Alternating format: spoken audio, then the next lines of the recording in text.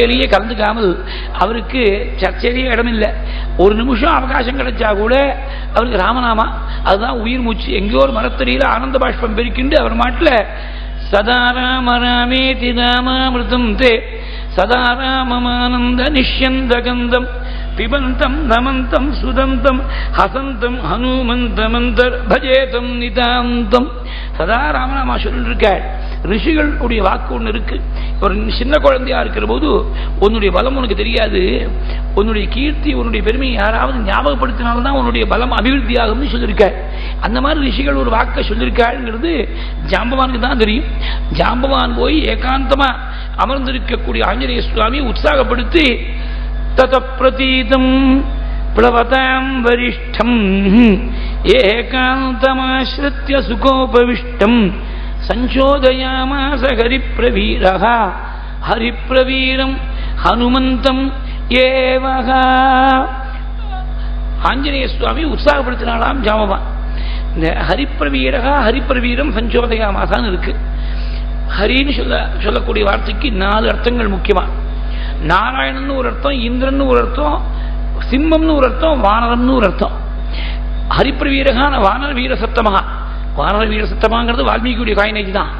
வானர வீர சப்தமகான ஆஞ்சநேயனுக்கு பொருத்தமா இருக்கும். ஜாம்பவான போய் ஹரிப்ரவீரகான்னு சொல்லலாமா? அவர் வாஸ்தவத்தில் ரிக்ஷ வீரர்னா, அவர் ரிக்ஷன்னா கரடி. அவர் வானர சைன்யத்திலேயே சேர்ந்தவர் இல்லை. ஆனா அவரை போய் ஹரிப்ரவீரகான்னு சொல்லியிருக்காரு. இந்த ஜாம்பவான தனியா ஸ்மரிக்கணும் அப்படிங்கிறதுக்காக தான் பட்டத்தில் என்ன பண்ணிவிட்டார், வானரால் எல்லாருக்கும் திருப்பி உயிர் பெற்று எழுந்திருந்தால் இந்திரனுடைய அனுகிரகத்தாலும் சொல்ற போது அக்ஷதைஹி ரிக்ஷசங்கைஹி இந்த ரிக்ஷால சொல்லணும். ஜாம்பவானுடைய கரடியுடைய கோஷ்டியை சொல்லணுங்கிறதுக்காக அக்ஷதைஹி ரிக்ஷசங்கைஹி இது விடாம 20 ஸ்லோகத்துக்குள்ள எல்லாத்தையும் அப்படி டைட்டா பேக் பண்ணி கொடுத்திருக்காரு பாருங்க பட்டத்திரி. அக்ஷதைஹி ரிக்ஷசங்கைன்னு சொன்ன. ஆனா இவர் ரிக்ஷ பிரவீரகான்னு சொல்லாமல் ஹரிப்பிரவீரகான்னு சொன்னாரே வால்மீகின்னா. ஹரினா வானகன் அர்த்தம் பண்ணிக்க வேண்டாங்க. ஹரினா நாராயணன். ஹரி கைங்கரியே பிரவீரகா. ஹரி கைங்கரியத்தை ரொம்ப வீரனா இருக்கக்கூடிய சிறந்தவரா இருக்கக்கூடிய ஜாம்பவான் ரொம்ப நாளா பகவத் கைங்கரியம் பண்ணவர். புதுசா அந்த பகவத் கைங்கரியத்தில் இறங்கி இருக்கக்கூடிய ஆஞ்சநேய சுவாமியை உற்சாகப்படுத்தி தூண்டிவிட்டார். It was as though the baton of divine service was being passed on from the senior Haripravira Jambavan to the junior Haripravira Hanuma. சஞ்சோதயாமாச ஹரிப்ரவீரஹா ஹரிப்ரவீரம் ஹனுமந்தமேவா. இந்த ரிலே ரேஸ்ல பேட்டன் ஒன்று பாஸ் பண்ணுவா. பேட்டன் பாஸ் பண்ண வேற யாராவது குறுக்க வந்தான்னா சரியா வராது. ஏன்னா இட் இஸ் ஆப்ஸ்டிகல். அப்புறம் it is not hurdle race. டேரக்டா ரேஸ் வைக்கிற போது அவன் கரெக்டா அவன் பாஸ் பண்ணும்போது அவன் ரெடியா இருக்கணும். வாங்கிட்டு அப்படியே அடுத்த ரவுண்ட் ஓடுறதுக்கு அவன்கிட்ட வாங்கிக்கிறதுக்கு 3வது ஒரு ஆள் ரெடியா இருக்கணும். 4 பேர் மொத்தம் அல்ல 3 பேர் ரெடியா இருக்கணும் வாங்கறதுக்கு. 4வது ஒருத்தவன் தான் அவன் கடைசியில் கொடுக்க வேண்டாம். அவனோட ரேஸ் முடிஞ்சு போயிடுறது. அப்படிதான் நினைக்கிறேன். 4 பேர் தான் நினைக்கிறேன் ரிலே ரேஸ்ல. நான் அந்த மாதிரிலாம் பார்ட்டிசிபேட் பண்ணது கிடையாது. எங்கோ பேப்பருக்கு அப்புறம் ஏதாவது சின்ன குழந்தையா கூட பார்த்துருப்பேன். அந்த ரிப்போர்ட்டை பார்த்து தான் தெரியுமே தவிர பிராக்டிக்கல் நாலேஜ் கிடையாது. இருந்தாலும் ரிலே ரேஸ்ல அந்த பேட்டனுக்கும் அந்த பாஸ் பண்றவன் வாங்கிக்கிறவன் இவ 2 பேரும் பேட்டன் மாத்திரம் தான் இருக்கலாம். வேற எதுவும் இருக்க முடியாது.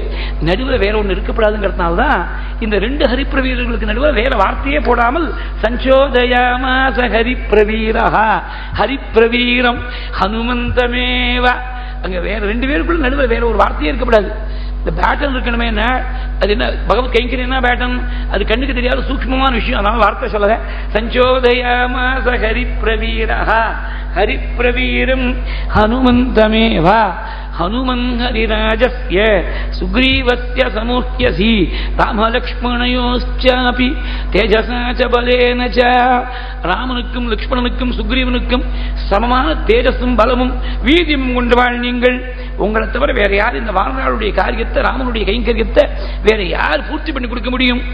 நல்லவும் ஒன்றோ தீயவும் நாடி நவை தீரச் சொல்லவும் வல்லீர் காரியம் நீரே துணிகிற்பீர் வெல்லவும் வல்லீர் மீளவும் வல்லீர்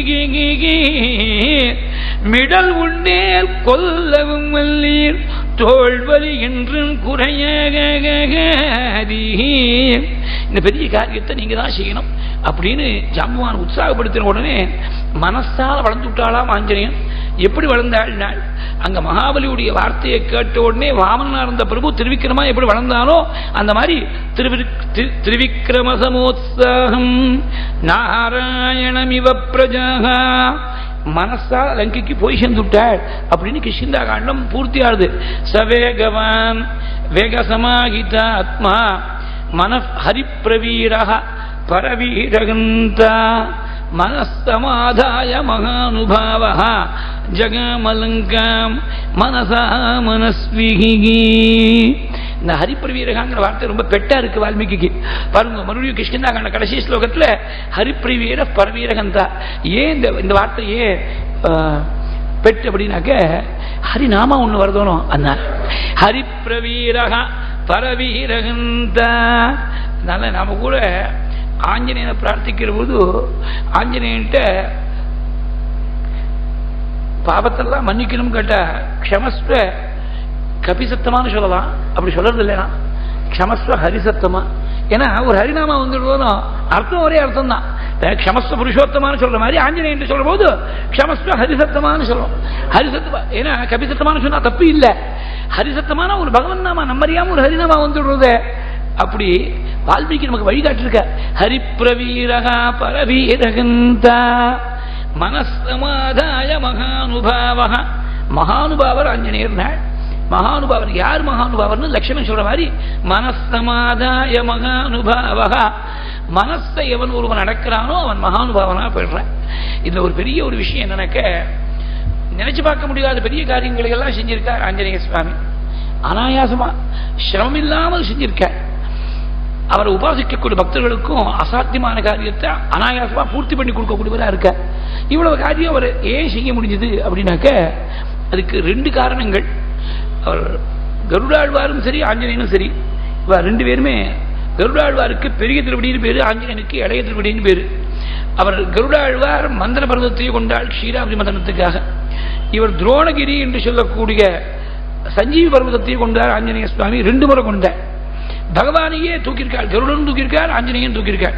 பகவானையே தூக்கக்கூடிய சக்தி, மலையை தூக்கக்கூடிய சக்தி அவளுக்கு எப்படி வந்தது அப்படின்னா திருவிற்கனி பிரிவா சொல்லுவா, நான் தூக்குறேங்கிற எண்ணம் அவளுக்கு இல்லை, அதனாலதான் தூக்க முடியுது. ஏன்னா நமக்கு இந்த அகங்காரத்தால் ஏற்படக்கூடிய ஹெட் வெயிட் இருக்க அதுவே மலையாட்டமா இருக்கு. அதை தூக்கிட்டு இருக்கிறதே சரியா இருக்கு, இன்னொரு மலையை தூக்க முடியல நம்மால. அவளுக்கு அந்த நான்கிற எண்ணமே இல்லாததுனால அனாயாசமா பண்ணிவிட்ட. இது பெரியவா இருக்கக்கூடிய ஒரு ரொம்ப அழகான ஒரு காரணம். இன்னொரு காரணம், இந்த இடத்துல வால்மீகி ஸ்லோகம் சூச்சகம் பண்ணுறது, மனசை ஒத்தன் அடக்கி விட்டான்னா பெரிய காரியத்தெல்லாம் ரொம்ப சுலபமா லகுவா பண்ணிடுவார். இதுக்கு மகாபெரிவாளுடைய வாழ்க்கையே பிரமாணம். அத்தனை காரியம் என்ன பண்ணா மனசு அடங்கி இருந்தது. நமக்கு மனசு அளவாயிருந்தாலும் என்ன செஞ்சோன்னு தெரிய மாட்டேங்கிறது. ஏதோ பஞ்சபாத்திரத்தை பார்த்தா காலியா இருக்கு. இவன் அர்க்கியம் கொடுத்ததே ஞாபகமே இல்லை இவனுக்கு. ருட்டீனா ஏதோ பண்ணியிருக்கான், ஏதோ இடத்துக்கு எடுத்து ஜலத்தை விட்டுருக்கு, வலதுக்கு இப்படி கொடுத்துருக்கு. மந்திரம் சொன்னானா, ஆதித்யன் தர்பியாமி சொன்னானா, கேசவன் தர்பியாமி சொன்னானா ஒன்றும் தெரியல. கவனம் அங்கே இல்லை. பிரமாதத்தோடு செய்கிறோம் காரியத்தை, பிரமாதமா செய்கிறோம் நினைச்சுட்டு பிரமாதத்தோட செஞ்சுட்டு இருக்கோம். தமிழ்ல பிரமாதமா செய்கிறோம் நினைச்சுட்டு சம்ஸ்கிருத பிரமாதத்தோட கவனக்குறைவோட செஞ்சுட்டு இருக்கோம். மகான்களுக்கு ஒரு பக்தர் ரொம்ப க்ளோஸா படிக்கிற பக்தர் பேஷண்ட் போய் சொன்னார், பெரியவா பூஜை பண்ணா பறக்கவே மாட்டா, நிதானமா பண்ணுவா, சீக்கிரமா முடிஞ்சு போயிடும் பூஜை, ஒரு பொட்டு ஜலம் கூட வெளியில சிந்தாது, ரொம்ப கச்சிதமா இருக்கும் அப்படின்னா. ஒரே ஒரு வார்த்தை சொன்னேன், மனசு அடங்கி இருந்தது, அதனாலதான் அவளுக்கு பரப்பும் இல்லை, சீக்கிரமாவும் முடிஞ்சு போயிடுது. இது சிம்பிள். என்னன்னா மனசு இறங்கணும். மனசு சிம்பிள் ஃபேக்ட்ங்கிறது தியரியில, மனசடங்கிறது பிராக்டிஸ்ல ரொம்ப ரொம்ப கஷ்டம். கஷ்டங்கிறதுக்காக விட்டுடப்படாது. பிரயத்னம் பண்ணிட்டு மகான்களை நினைச்சு பிரயத்னம் பண்ண வேண்டியதான். சுவாமியா என்னைக்கோ ஒரு நாளைக்கு அனுகிரகம் பண்ணிட்டு போற, மனசு அடங்கித்து. அதனாலதான் சமுத்திரத்தை அனாயாசமா தாண்ட முடிஞ்சது, லங்கையில போய் பெரிய காரியங்கள் செய்ய முடிஞ்சது. மனசை எவன் ஒருவன் நடக்கிறானோ அவனுக்கு தடுமாற்றம் இல்லை, மனசுடைய சலனம் இல்லை, அவன் மகானுபாவனா போயிடுறான். மனசமாதாய மகானுபாவா ஜகாம லங்காம் மனசா மனஸ்விகி. சாதாரணமா மனசு எங்க இழுத்துட்டு போறதோ அங்கதான் நாம போக முடியாது இருக்கு. மனசுக்கு தான் நாம வசப்பட்டு இருக்கோம். நம்ம அறியாமல் மனசு எங்கேயோ இழுத்துன்னு போறது. அது அப்புறம் கொஞ்ச நாளி ஆச்சு, இழுத்துன்னு போயிருக்குன்னு தெரியறதுக்கு கொஞ்ச நாளி ஆகுது. எங்கேயோ டே ட்ரீமிங்க்கு அழிச்சுன்னு போயிடுறது இந்த மனசு. பகவானுடைய விஷயத்திலையும் மகான்கள் விஷயத்திலையும் அப்படி இல்லை. மனசு அவளுக்கு வசமா இருக்கு. ஆஞ்சநேயனுக்கு மனசு வசமா இருக்கிறதுனால இவர் எங்க போகணும்னு நினைக்கிறாரோ அங்க இவர் டைரக்ட் பண்ணி அந்த மனசு போறது. மனசை பின்தொடர்ந்து இவர் போகல, இவர் எங்க போகணும்னு நினைக்கிறாரோ இவரை பின்தொடர்ந்து மனசு வருது. ஜகாமலங்காம் மனசா மனஸ்வி. இதோட கிஷ்கிந்தாகாண்டம் பூர்த்தியானது. அடுத்த ஸ்லோகத்தால தகாரத்தால சுந்தரகாண்டத்தை ஆரம்பிக்கிறாள். ததோ ராவண நீதாயாக சீதாயாக சத்ருகர்ஷனஹ ஈயேஷ பதமன்வேஷ்டும் சாரணாச்சரிதே பதீகி. ராமாயணத்துல முக்கியமான இடங்கள்லாம் பார்த்தீங்கன்னா தகாரத்துல தான் ஆரம்பம். ராமாயண ஆரம்பமே தபஸ்வாத்தியாயம் நிறுத்தம். அப்புறம் யஜ்ய புருஷன் பாயசத்தை கொண்டு வந்தார்னு சொல்ற போது ததோவை யஜமானஸ்ய பாவகாத் அதுல பிரபம். சீதையை கல்யாண மனைக்கு அழிச்சுன்னு வந்தாள்னு சொல்ற போது தத சீதாம் சமானிய. சுந்தரகாண்டத்துடைய ஆரம்பம் ததோ ராவண நீதாயாக. சுந்தரகாண்டத்துல சீதைக்கு சுப நிமித்தங்கள் ஏற்படுதுன்னு சொல்லக்கூடிய 29வது சர்க்கம் ஆரம்பம் ததாகதாம் தாம் வெதிதாம் அனிந்திதாம். சீதை ஆஞ்சநேயர் பார்த்தாங்கிற கட்டம் 15வது சர்க்கத்துல ததோ மலின சம்பீதாம் ராட்சதேபிகி சமாவிருதாம். அதே மாதிரி சுந்தரகாண்டத்துடைய பூர்த்தி ததோமயா வாக்பிகி அதீன பாஷினா. ஆதித்ய ஹிருதயத்துடைய ஆரம்பம் ததோ யுத்த பரிஷ்ராந்தம். பட்டாபிஷேகட்டும் ததஸ்த பிரகதோ விருத்தா. இப்படி முக்கியமான இடங்கள் தான் தகாரத்தில் ஆரம்பமாகுது. தகார காரிய சாதகான்னு சொல்லுவார். காரிய சித்தியை காட்டக்கூடிய அக்ஷரம் இந்த தகாரம். இந்த சுந்தரகாண்டம் ஆஞ்சநேயனுக்கு மாத்திரம் காரிய சித்தி இல்லை, சீதாதேவிக்கும் காரிய சித்தி. பகவான மனசால அடைஞ்சவாறு ஒரு பாவத்தை அடைய போற. பர்த்தாரமிக சம்பிராப்தா ஜானகி முதிதாபவது. சீதையை திரும்பி அடைய போறோங்கிற பெரிய நம்பிக்கை ராமனுக்கு திரும்பி கிடைச்சு ராமனுக்கு காரிய சித்தி. சீதைக்கும் ராமனுக்கும் ஆஞ்சநேயனுக்கு மாத்திரம் காரிய சித்தி இல்லை. எத்தனையோ யுகங்களுக்கு அப்புறம் ஆயிரக்கணக்கான தலைமுறைகளுக்கு அப்புறம் இன்னைக்கு ராமாயணத்தை சேவிச்சா கூட சுந்தரகாண்டத்தை சேவிச்சா படிக்கிற வாழ்க்கெல்லாம் காரிய சித்தி. இந்த சுந்தரகாண்டத்தை பாராயணம் பண்ணி அடைய முடியாத காரிய சித்தி உலகத்துல வேற ஒண்ணு கிடையாது. இது பரமேஸ்வரன் வாக்கால பார்வதிக்கு எடுத்து அந்த உமா சம்மிதின்னு சொல்லக்கூடிய பாகத்துல ஸ்காந்தத்துல நார்தன் ரிசென்ஷன்ல சொல்லியிருக்காள். கிம்பஹுக்தேன கிரிஜே யாம் சித்திம் படனநரஹ ஸ்ரீமத் சுந்தரகாண்டஸ்ய நலபேத நசாஸ்திகி. சுந்தரகாண்டத்தை பாராயணம் பண்ணி ஒரு சித்தி அடைய முடியாதுன்னா அந்த சித்தி உலகத்திலேயே இல்லே தெரிஞ்சுக்கோ அப்படின்னு. நசாஸ்திகி ரொம்ப சுந்தரகாண்டத்துடைய பெருமையெல்லாம் நம்ம சொல்ல போறது இல்லை. சொன்னா அதுவே எழுத்துன்னு போயிடும். சுந்தரகாண்ட மகாத்மியங்கிறது இன்னைக்கு முழுக்க சொல்லிட்டு இருக்கலாம் முடியாது. அப்பேற்பட்ட ரொம்ப உசந்த அந்த கிரந்தத்தை தகாரத்தில் ஆரம்பிக்கணும்னு ததோ ராவண நீதாயாக சீதாயாக சத்ருகர்ஷனஹ ஈயேஷ பதமன்வேஷ்டும் சாரணாச்சரிதே பதி. ராவணனால் அபகரணம் செய்யப்பட்ட சீதையை அவள் இருக்கக்கூடிய இடத்தை கண்டுபிடிக்கணும். ராமனோட சீதாதேவியை சேர்த்து வைக்கணும். அதுக்காக சாரணர்கள் சித்தர்கள் கந்தர்வர்கள் எல்லாம் சஞ்சாரம் பண்ணக்கூடிய ஆகாச மார்க்கமாக தானும் சஞ்சாரம் பண்ணணும்னு ஆஞ்சநேய சுவாமி ஆசைப்பட்டாள் என்பது வெளிப்படையான அர்த்தம். சூக்ஷ்மார்த்தம் என்னன்னா சீதை என்பவள் தான் ஜீவன். ராவணன் என்ற மாயைக்கு வசப்பட்டு இருக்காள். நேற்றுக்கே சொன்னேன், பகவானை விட்டு பாகவதோத்தமனை விட்டு எப்ப பிரிகிறாளோ ஆசை வந்தது பகவானை விட்டு பிரிஞ்சாள். கோபம் வந்தது பாகவதோத்தமனான கூட லட்சுமணன் விட்டு பிரிஞ்சாள். அப்பதான் மாய வந்து ஜீவனை கவிண்டு போறது. 100 யோஜனை விஸ்தீர்ணமான சமுத்திரமானது நடுவில் தடையா இருக்கு. சம்சாரம் என்ற சாகரம் தான் ஜீவனை பரமாத்மா விட்டு பிரிச்சு வச்சிருக்கு. அசோகவனத்தில் கொண்டு போய் வச்சான் ராவணன் சீதையை. அசோகவனம்னு பேரை கேட்டாலே சோகமில்லாமல் உல்லாசமா சந்தோஷமா இருக்கணுங்கிறதுக்காக தான் ராஜாக்கள் அரண்மனையில ஒரு பாகத்தை அசோகவனமா வச்சிருந்தார். ஆனா அசோகமா இருக்க வேண்டிய வனத்துல சோகமே வடிவெடுத்தவளாக இருந்தாள். வாழ்க்கை இப்படிதான் இருக்கு. சந்தோஷமா இருக்கணும்னு நினைச்சிருந்தா ஒவ்வொரு ஜீவனும் ஜென்மா எடுக்கிறான். ஆனா வாழ்க்கையில பார்த்தேன்னா சுகத்தை விட துக்கத்துடைய அனுபவம் தான் அதிகமா இருக்கு. அதனால அசோகவனத்தை சீடி இருந்தாள்ங்கிறது it is a reflection of what life actually is. Mirror பண்ணி காட்டுற மாதிரி தான் சொல்லியிருக்காள். 10 மாசம் சனிவாசத்தை அனுபவிச்சாள்.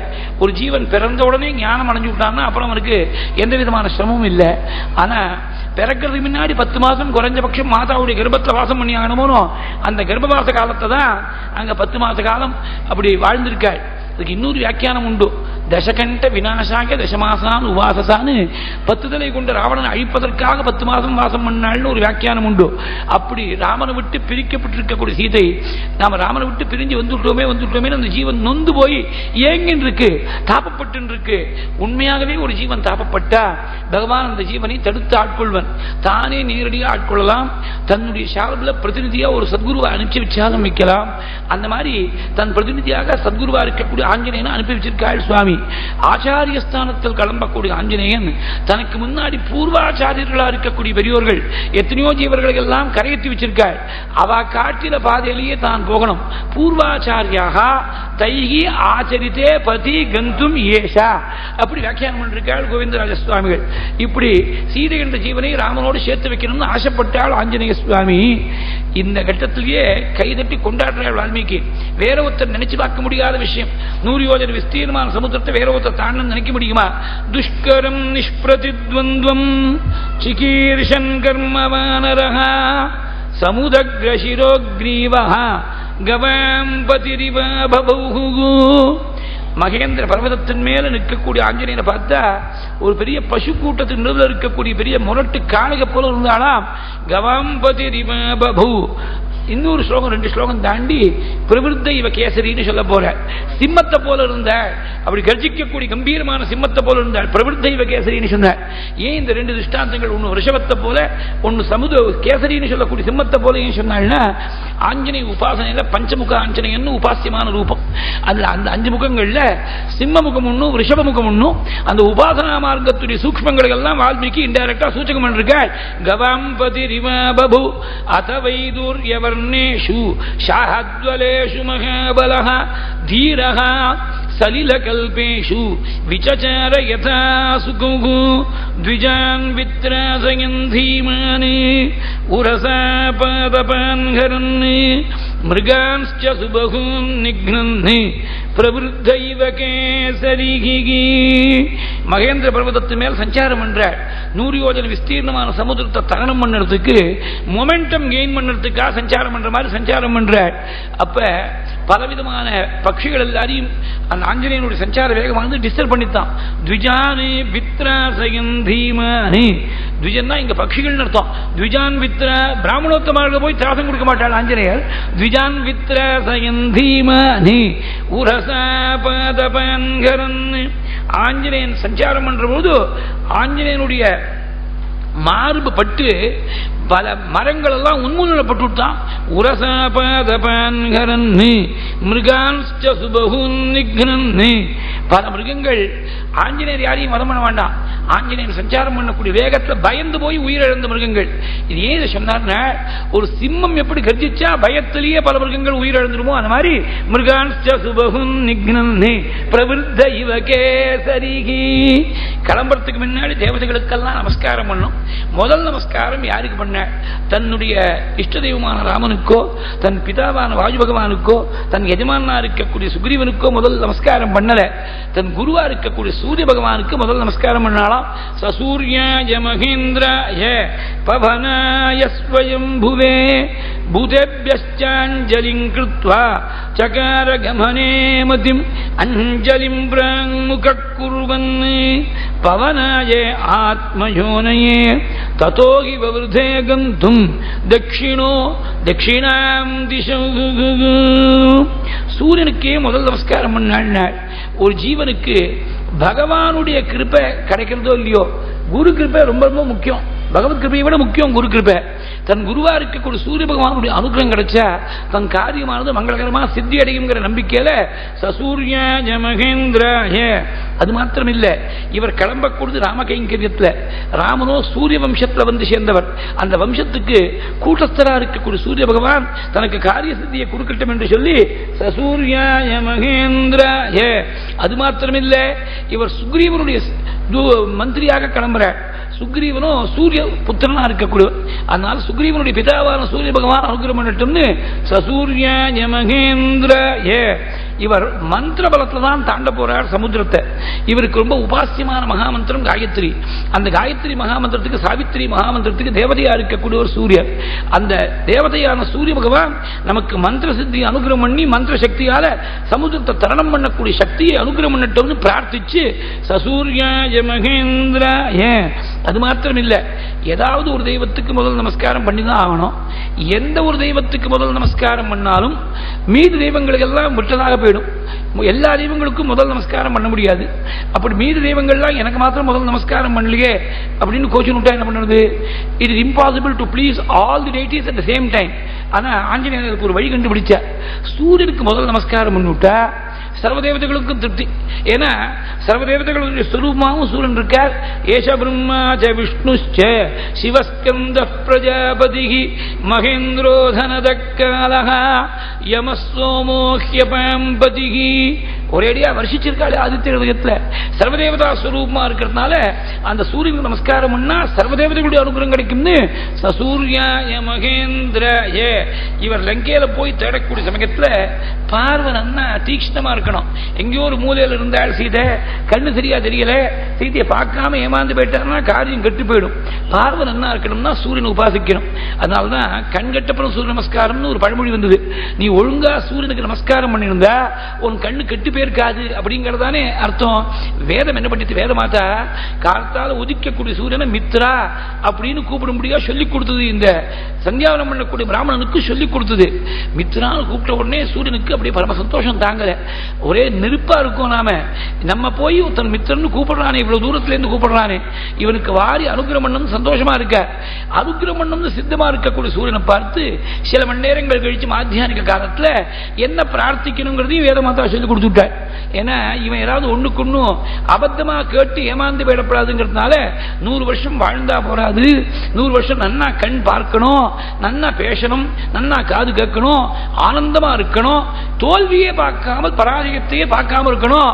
பஷ்யேம சரதஸ்யதம் ஜீவேம சரதஸ்யதம் நந்தாம சரதஸ்யதம் மோதாம சரதஸ்யதம் பவாம சரதஸ்யதம் ஸ்ருணவாம சரதஸ்யதம் பிரப்ரவாம சரதஸ்யதமஜீதாஸ்யாம சரதஸ்யதம் ஜோக்ஷ சூரியன் திருஷே. அற்புதமான மந்திரம். இந்த மந்திரத்துடைய அர்த்தம் எல்லாம் தெரிஞ்ச மாத்தியானமே நிறைய ஒரு நாளைக்கு பலமுறை பண்ணலாமோன்னு தோணும். பலமுறை பண்ணப்படாது. ஒரு முறை பண்ணா போறோம், ஒழுங்கா பண்ணா ஒரு முறை பண்ணா போறோம். மாத்தியானிக்கு ஒரு முறை பண்ணா போறோம். இப்ப சந்தியாகனமே ஒரு முறை பண்ணா போறோம்னு நினைச்சுன்னு வரும் பேர். திருக்காலம் பண்ணி ஆகணும். அந்த திருக்காலத்துல ஒரு காலம் மாத்தியானிக்கும். அது ஒரு பெரிய சாபக்கேடாட்டமா ஒரு குழந்தைக்கு உபநயனமா இருக்கும்போது முதல்ல அவன் செய்யக்கூடிய கர்மா மாத்தியானிகம் தான். எத்தனை மணி காட்டாலும் 6 மணிக்கு முகூர்த்தமா இருந்தாலும் பிரார்த்த சந்தியாவனங்கிறது மறுநாள் தான் செய்ய போறான். முதல்ல செய்யறதுனாலையோ என்னமோ முதல்ல விட்டு போகக்கூடாது மாத்தியானிகமா தான் இருக்கு. கேட்டா நான் எடக்காட்டு சித்திர கோட் பண்ணுவோம், காணாமல் கோணாமல் கண்டுகொடுன்னு சொல்லிருக்காரு.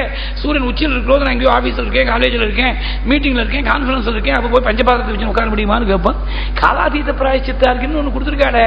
இவன் சந்தியாவந்தம் ஒழுங்கா செஞ்சிருந்தான்னா இதெல்லாம் தெரியும். இல்லைன்னா இந்த வார்த்தையே அவன் காதலியே விழுந்திருக்காது, மனசுலயே தோணாது. அதாவது எப்படி செய்யலாங்கிறதுக்கு வழியை தேடணுமே தவிர செய்யாம இருக்கிறதுக்கு என்ன வழிங்கிறத நாம தேடப்படாது. அப்ரோச் பாசிட்டிவா இருக்கணும். அந்த சூரியனை பிரார்த்திச்சா பார்வை நன்னா இருக்கும்.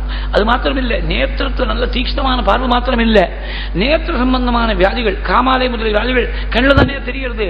அந்த காமாலை முதல் வியாதிகள்லாம் விலகணும். ஹிருதய சம்பந்தமான ரோகங்கள்லாம் விலகிறதுக்கு சூரியனை போய் ஒரு 12 வாக்கியங்களால வேதம் பிரார்த்திச்சிருக்கு.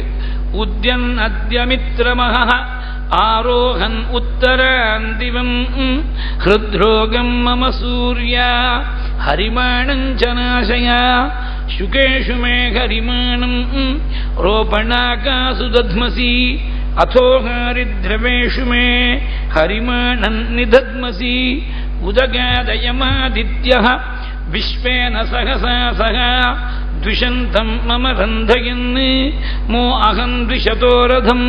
இந்த 12 வாக்கியங்கள் சொல்லிதான் 12 நாமாவால சூரிய நமஸ்காரம் நித்தியம் பண்ணக்கூடிய உபதேசமாகக்கூடிய சூரிய நமஸ்காரம் இந்த 12 வாக்கியங்கள் வச்சுதான் பண்ணுறது. அதனால ஆரோக்கியம் நன்னா இருக்கணும்னா சூரியனை உபாசிக்கணும். விரோதியுடைய ராஜ்யத்தில் போய் இவர் தேடுற பொழுது தலைகால வலிச்சது படுத்துட்டாரு, யாரோ 10 போடணும், மருந்து கொடுக்கணும், ஏதோ வைத்தியம் பண்ணணும்னு சொன்னா விரோதி ராஜ்யத்தில் யாரு பண்ணுவா? அதனால ஆரோக்கியத்துக்கு குறைவில்லாமல் இருக்கணும், நன்னா ஆரோக்கியம் இருக்கணும்னா சூரியன் உபாசிக்கணும். அதனால நமஸ்காரம் பண்ணாள். சசூர்யாய மகேந்திராய. இவர் போய் அங்க பார்த்தா போறாது, பார்க்கறது மங்களகரமாவே பார்க்கணும். சீதையை போய் நல்ல கல்யாணமான ஒரு கோலத்தில் பார்க்கணுமே தவிர வேற விதமான ஒரு கோலத்தில் பார்க்கும்படியா நேரப்படாது. மங்களகரமான விஷயமே கண்ணுக்கு தெரியணும், மங்களகரமான செய்தியா காதல் விழணும்னா சூரியனை தான் உபாசிக்கணும். பத்ரங்கர்ணே விஷ்ணுஜாம தேவாஹ பத்ரம் பஷ்யேமாக்ஷபிர்யஜத்ராஹ ஸ்திரைரங்கைஸ்துஷ்டுவாகும் சஸ்தனூபிஹி व्यशेम देवगितं यदायुः स्वस्ति न इन्द्रो वृद्धश्रवाः स्वस्ति नः पूषा विश्ववेदाः स्वस्ति नस्तार्क्ष्यो अरिष्टनेमिः ஸ்வஸ்தி நோ ப்ருஹஸ்பதிர் ததாது. ஓம் சாந்தி சாந்தி சாந்தி. அந்த சூரிய நமஸ்கார பிரஷ்னத்துடைய சாந்தி என்ன அற்புதமா பிரார்த்திக்கிறது. அது மாத்திரம் இல்லை, லங்கையில போய் இவர் தேடுற பொழுது அபமிருத்யு தோஷம் வரப்படாது. ஏதோ அகாலத்தில் மரணம்லாம் வரப்படாது. மரணங்கிறது எல்லா ஜீவர்களுக்கும் உண்டு, அகாலத்தில் வரப்படாதுன்னா பிரார்த்தனை. அதனாலதான் அகால மிருத்யுகரணம், சர்வவியாதி நிவாரணம், சமஸ்த பாபக்ஷேகரம், சாம்ப பரமேஸ்வர பாதோதகம் பாவனம் சிவம்னு சிவபூஜையுடைய பூர்த்தியில தீர்த்தத்தை ஸ்வீகரிக்கிற போது அகால மிருத்யுகரணம் தான் சொல்றோம். இதுக்கு அகாலத்தில் மிருத்யு வராதபடி சுவாமி ரட்சிப்பார். அகால மிருத்யு வராமல் இருக்கணும்னா சூரியனை உபாசிக்கணும். அந்த சூரியனை பார்த்து சூரிய நமஸ்கார பிரஷ்னத்தில் ஒரு அனுவாக்கம் ரொம்ப அழகா 4 தசினி கிட்டத்தட்ட ஒரு நாள் 24 மணி நேரத்தை 24 நிமிஷங்கள் கொண்டு 60 நாழிகையா பிரிச்சு, அந்த 30 நாழிகை பகல், 30 நாழிகை ராத்திரி அப்படி பிரிச்சிருக்காள். சூரியன் காத்தால உதிக்கிற பொழுது பகல் பொழுது 30 நாழிகையும் தன்னுடைய கையில ஜாமீன் வாங்கிட்டு உதிக்கிறானா. அஸ்தமிக்கிற போது ராத்திரி பொழுது 30 நாழிகையும் தன் கையில அப்படியே அடமானம் வாங்கிட்டு அஸ்தமிக்கிறான். வேத மந்திரம் போய் பிரார்த்திக்கிறது, நான் நமஸ்காரம் பண்றேன் உங்களை, நீங்க எனக்கோ என் பத்னி குழந்தைகள் என் வீட்டில் இருக்கக்கூடிய ஆடு மாடு முதலிய மிருகங்களுக்கோ எங்களுக்கு ஆபத்து வரும்படியா எங்களுடைய ஆயுஷ் காலத்திலேருந்து ஒரு 30 நாளைக்கு கையில் அடமானம் வச்சு நீங்க உதிக்கப்படாது, அஸ்தமிக்கப்படாது. ஏன்னா ஜாமீன்னா என்ன அர்த்தம்? நீ சரியா நடந்துக்கலன்னா அந்த ஜாமீன் திரும்பி கிடைக்காது. You will perfect your bail if you don't behave properly, அப்படிதானே அர்த்தம். அந்த மாதிரி இந்த 30 நாளைக்கு பகல் பொழுது நீ சரியா உபயோகப்படுத்தலைன்னா காலம் போனதுதான் திரும்பி வராது. அதனால என்னுடைய உயிருக்கோ என் குழந்தைகள் என் பத்னி என் வீட்டில் இருக்கக்கூடிய பந்துக்கள் என் மிருகங்கள் முதற்கொண்டு அவளுக்கு ஆபத்து வராதபடி நீ உதிக்கணும்.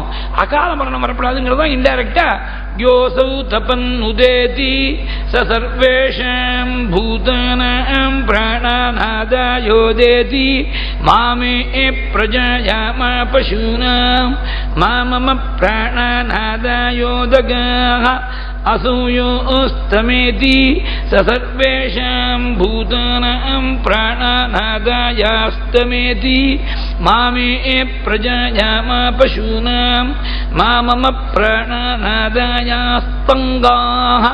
அற்புதமான அனுவாகம் பிரார்த்திக்கிறது. அப்படி அகால மரணம் வராமல் இருக்கிறதுக்காக சூரியனுக்கு ஒரு நமஸ்காரம் பண்ணி சசூர்யாய மகேந்திராய. அது மாத்திரம் இல்லை, அங்க போய் க்ஷீணமா போயிடப்படாது, ஸ்டாமினா குறைஞ்சு போயிடப்படாது. இந்திரியங்கள்ல இருக்கக்கூடிய சக்தி அது மறுபடியும் திரும்பி இந்திரியங்களுக்கு வரணும்.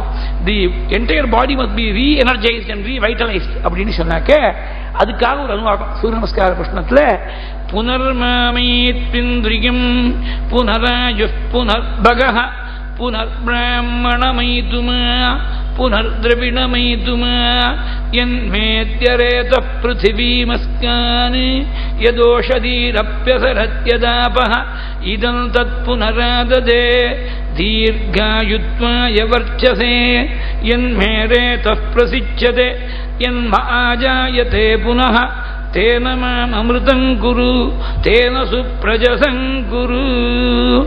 இல்ல 12 வாக்கியங்கள். சூரியனே 12 ரூபத்தில் இருக்க. மித்ரன், ரவி, சூரியன், பானு, ககன், பூஷ்ணன், இரண்யகர்பன், மரீச்சி, ஆதித்யன், சவிதா, அர்க்கன், பாஸ்கரன் 12 ரூபங்கள்ல துவாதசாதித்ய ஸ்வரூபமா சொல்லியிருக்க. அந்த துவாதசாதித்ய ஸ்வரூபமா இருக்கக்கூடிய சூரிய பகவானுடைய அனுகிரகத்தை பிரார்த்திக்கக்கூடிய முக்கியமான இந்த அனுவாகமும் 12 வாக்கியங்கள் கொண்டுதா இருக்கு. இந்த அனுவாகம் முக்கியம்னு வேதமே சொல்லிருக்கு. புனர்மாமீத்விந்திரியமித்யேதேன அனுவாகேன, இந்த அனுவாகத்தால உபாசி அப்படின்னு சொல்லி கொடுத்ததானோ. அதனால அங்க போய் இந்திரியங்களுக்கு சக்தி குறையாமல் இருக்கிறதுக்காக இப்படி சூரிய நமஸ்காரம் பண்ணி சசூர்யாய மகேந்திராய. அடுத்தாப்புல இந்திரனுக்கு நமஸ்காரம் பண்ண பவனாய ஸ்வயம்புவே, தன் பிதாவான வாயு பகவானுக்கும் ஸ்வயம்புவா இருக்கக்கூடிய பிரம்மதேவனுக்கு நமஸ்காரம் பண்ணி கிழக்க திக்க பார்த்து அஞ்சலிம் பிராங்முக குர்வன்னு பவனாய ஆத்மயோனயே ததோகி வவ்ருதே கந்தும் தட்சிணோ தட்சிணாம் திசகுகு. தெற்க பார்த்து நிற்கிற போது சாட்சாத் தட்சிணாமூர்த்தியை போல தோன்றதான் ஆஞ்சநேயனை பார்க்கிற போது. தட்சிணாமூர்த்தி மௌனமாக இருந்து எந்த பெரிய ஆத்ம தத்துவத்தை உபதேசம் பண்றாளோ அதுதான் சுந்தரகாண்டத்துடைய விஷயம். தட்சிணாமூர்த்தியோட சின்னமுத்திரை என்ன காட்டுறது? ஜீவன் தன் எப்போதும் தான் சேர்ந்திருக்கக்கூடிய சத்தம், ரஜஸ், தமஸ் என்ற 3 குணங்கள்லேருந்து விலகி இந்த மூணு குணங்களுக்கு இந்த மூணு விரல்கள் பிரதிநிதியா இருக்கு. இந்த குணங்கள்லேருந்து ஜீவன் என்ற ஆள்காட்டு விரல் விலகி பரமாத்ம ஸ்வரூபமா இருக்கக்கூடிய பிரம்மத்தோட ஒன்றி அது வேறு இல்லை தான் வேறு இல்லை என்று அங்குஷ்ட தர்ஜினி யோக முத்ரா வியாஜேன தேகினாம் சுத்தியர்த்தம் பிரம்மஜீவைக்கியம் தர்சயன்னஹ அவதாட்சிவஹ. இது இந்த சாந்தி பாடத்தில் வரக்கூடிய கடைசி ஸ்லோகம். அத்வைத பாஷ்யம் படிக்கிற போது சாந்தி பாடத்தில் கடைசி ஸ்லோகமாக சாரணது தானே. சுத்தியர்த்தம் பிரம்மஜீவ வைக்கும், அதுக்காக தான் இவ்வளவு பாடுபடுறது. பிரம்மஜீவ வைக்கும் தரிசனோ அவதாட்சிவகா. அந்த தட்சிணாமூர்த்தி சின்முத்திரியால எந்த ஒரு ஜீவ பிரம்ம அபேதத்தை எடுத்து காட்டுறாளோ அந்த ஜீவ பிரம்ம அபேதத்தை தான் சுந்தரகாண்டத்தில் 3000 ஸ்லோகங்களால சீதை என்ற ஜீவன் ஆச்சாரியனா இருக்கக்கூடிய ஆஞ்சநேயனுடைய அனுகிரகத்தால பரமாத்ம சுரூபான ராமனோடு எப்படி சேரத்துக்கு வழி ஏற்பட்டது என்று காட்டக்கூடிய காண்டம் இது. அதனால இவரும் பார்க்கிற போது தட்சிணம் திசம் தட்சிணாமூர்த்தி ஸ்வரூபமாட்டமா இருக்க. வாஸ்தவத்தில் பரமேஸ்வரன் வேறு இல்லை, ஆஞ்சநேயன் வேறு இல்லை, பரமேஸ்வர ஸ்வரூபம் தான். அதனால ருத்ராவதார சம்சார துக்க பாராபஹாரகா லோலல்லாங்கூல பாதேன மமாராதின் நிப